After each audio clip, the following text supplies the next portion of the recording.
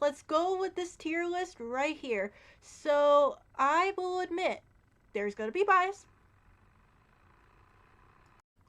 However, we gotta realize that it's a tier list at the end of the day, so we're gonna have some fun. Speaking of the not so fun part, I have to put Gardevoir on S tier. If this was like pure bias, it will go down to D, but Gardevoir has a lot of comeback potential, can beat a lot of decks pretty easily. Like Monkey Dory way, we could also use Lily's Clefairy to make our Dragapult matchup way easier. We could do a lot. We could have like the Scream Tail, the Drifloon, so it's a very flexible deck in general. And speaking of Dragapult, that will be next. However, I will put this Dragapult Dusknoir right here. It's because of Dragapult not being able to one hit KO a lot of things. Like, we would have to rely on damaging with Monkey Dory or something like that, or even uh just item locking. So that's the thing. That's why I'm putting Straight Bolt, just spoiler advance, in A tier.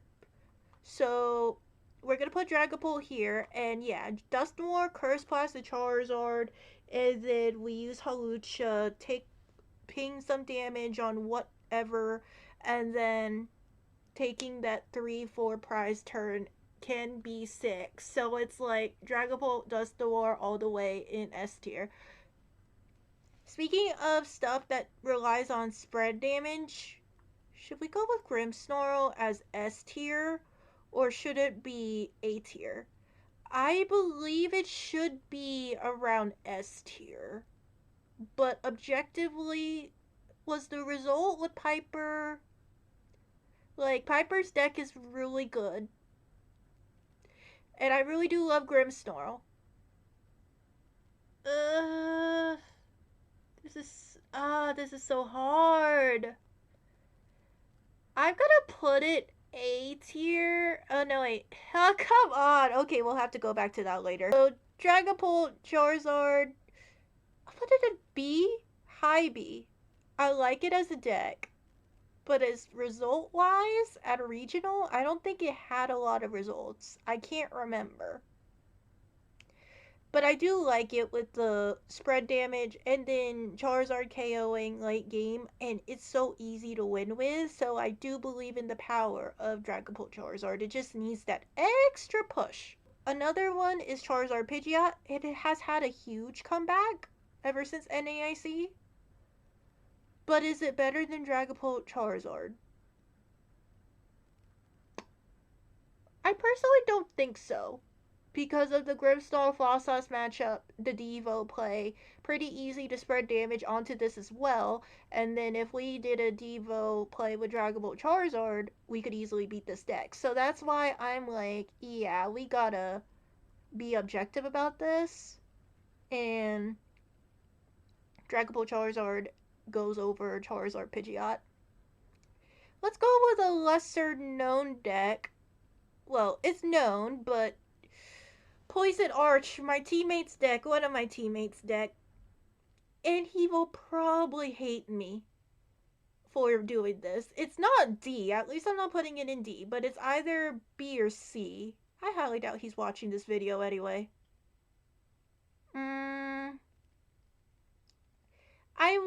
I hate to do this to him, but I think I'm gonna put it at C. I think part of the reason is it's a huge surprise deck and it's pretty fun to be against, but it's so reliant on poison, and you're poisoning yourself with Archaludon. It's good with Biting Mochi. I'm not denying that fact, but I'm also thinking about the fact that if you die, if the Pokemon dies by poison, yes, with the Fez, it's kind of difficult, but at the same time, I could use their poison to my advantage, Monkey Dory, whatever damage I have off, therefore making my one hit KO potential easier. So that's why I want to put Poison Arch there. Okay, that was a bit hectic, but I'm gonna put I'm gonna do the Flareon Noctowl to do this. So Flareon Noctowl, it's okay. It's below the Poison Arch, but is it D or C? I think since it had a good result before, I'm gonna put it at C.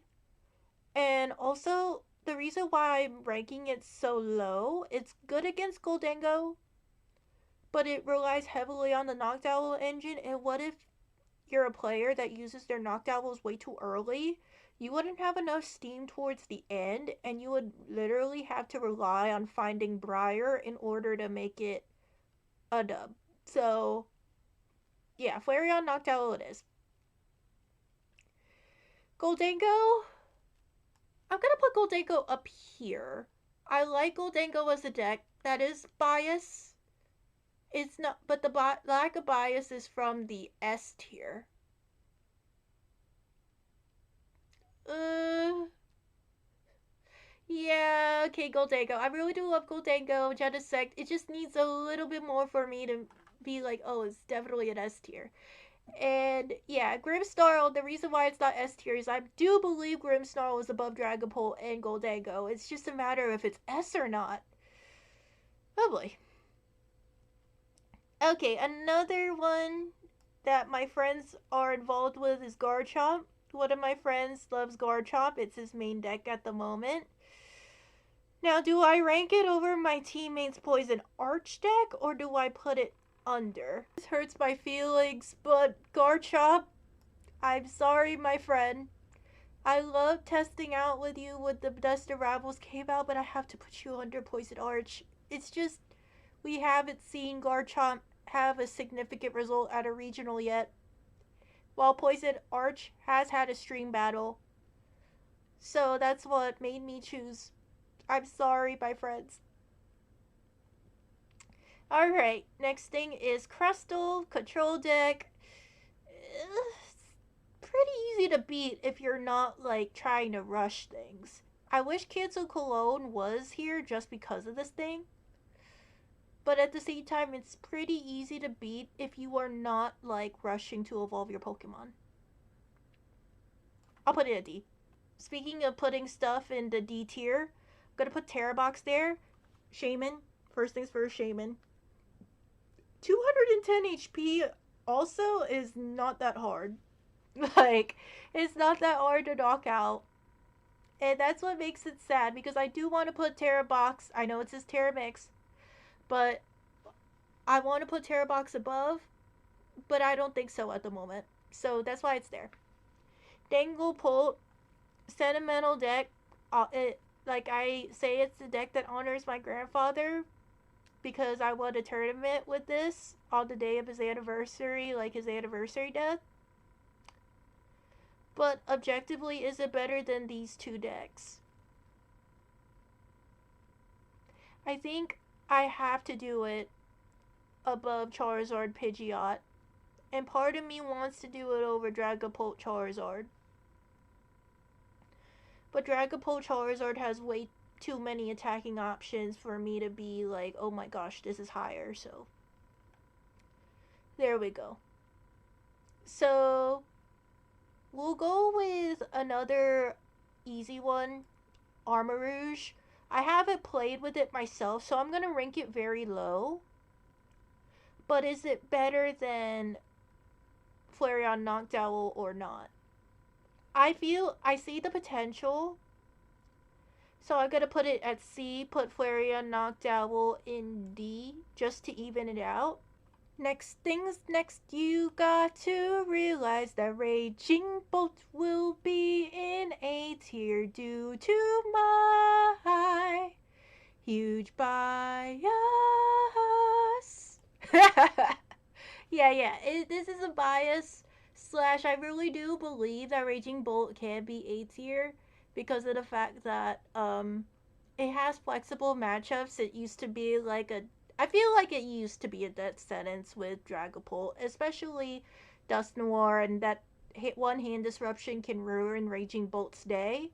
But I really do believe it is a good deck. I really do believe that, but not as good as like Goldango, Straight Pult, Basically, what's ever in my S tier. It is not as good as Grimmsnarl Frostlass, despite the horrible matchup against Raging Bolt. So, yeah, I'm gonna have to put Raging Bolt in A due to bias. And with the knocked owl thing, as I use Enzo Award thingy, I do believe that Raging Bolt can also be good with the knocked owl engine. So yeah, but Enzo Award will definitely be B just because of the fact that you need En's Pokemon to attack, and Darmanitan can be hard to set up. Yes, in Zolwark, hand disruption is important. However, I gotta realize about the attacking capabilities of Zolwark, and it's just not there for me. Then, um, yeah, let's get to Ethan's Typhlosion. Ethan's Typhlosion, I see the potential. It's not as good as Charizard Pidgeot, that's for sure, but it's a great single prize deck, and I can't get it to work. I've tried many different ways. The Pidgeot's the best way to work, at least the way I tried it. But for now, I feel like it's a C tier just until I feel more comfortable testing out with Ethan's Typhlosion. So we'll put it there. Grimmsnarl Frostlass, moment of truth. Will I finally make a decision as to whether to put it in A tier or S tier? I think if I had to be very objective about this, the lack of one hit KO potential is what's throwing me off here. Like with Gardevoir, yes, we could one hit KO that any time of the week. But Raging Bolt, Zard, a lot of decks, it relies on Devo. A lot of the times it relies on Devo and hand disruption. That's what I don't like about it. But objective wise, trying to be objective about it, that is a good win con to win. I mean, that is a good win con for a deck to win with. I gotta put it at this. I'm gonna put it at this. That's gonna be a final answer because it's like low S, high A. Like, it's around there. So I'm just gonna settle it, make it look even. That's the only reason, really, I wanted to make it look even as possible.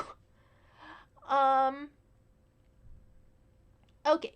Now Joltik Box. Joltik Box is okay. I like it. I like it better than Ethan's Typhlosion, but I don't like it enough to put it at B tier because I feel like it's a death sentence to go second. Like, you're struggling really hard if you don't go for second. I think that's why I'm gonna put it there. Miraidon Eels, we're working on it. I did come up with a cool deck list that I really like. So it's gonna be over Ethan's Typhlosion, Poison Arch, and all that. So I'm gonna put it on there. Like, it hasn't had the same result as Joltik Box. But Miraidon Eels, I like it better than these decks I have ranked very low. Final two decks to discuss. The Gardevoir Jellicent variant. Gardevoir Jellicent, it's alright. I don't mind it. It's just the item log is good, but it takes up a lot of space for things that are very essential in Guardy, like Screamtail and the Drifloon. So I feel like when I was testing out, I felt like I had to sacrifice Drifloon in order to make the deck work. I'm still working on it, but for now, that's how I feel about it. So I'm gonna put this not exactly A tier, but I think it's B tier. I think people are discrediting it way too much. So I'm gonna put it right. I would say above. I would say above Danglopole as much as I hate to do it. I think I have to. Wait, do I put it? This is my tier list. No, I have to be objective. I have to do the Gardevoir Jellicent over Danglopole. It's mid B. It's mid B. With the right cards, it could be A, but mid B for now. And last but not least, the Rockets. Okay, y'all are gonna be like, I hate you when you figure out where I'm gonna rank this. But the reason why I'm doing it is because of the fact that I really love testing out this deck. I have been cooking with this deck lately, and I believe with the right cards, it's high B tier because I truly do believe in a deck. I'm not just trying to make a meme. I have tested it out with many different opponents. Like I've done Dragapult, Charizard, Bolty, a lot of decks, and I've managed to beat a lot of, like, I managed to win majority of the time, especially against Dragapult, especially against Charizard, believe it or not. It's just finding the perfect card, or finding the perfect way to use your cards at the right time. And with, I believe with the perfect 60 or over time, Rocket can get better, especially if we just use Spite Ups to knock out Charizards or Grimmsnarls. Easy dubs. So overall, I believe in that deck, so that's why I put it over Zoroark. Anyways, happy Pokemon Worlds time. I hope you all have a fantastic Worlds time. And then, please like and subscribe to my channel. Help me get to 3K, and I will see you soon for more fun. Thank you.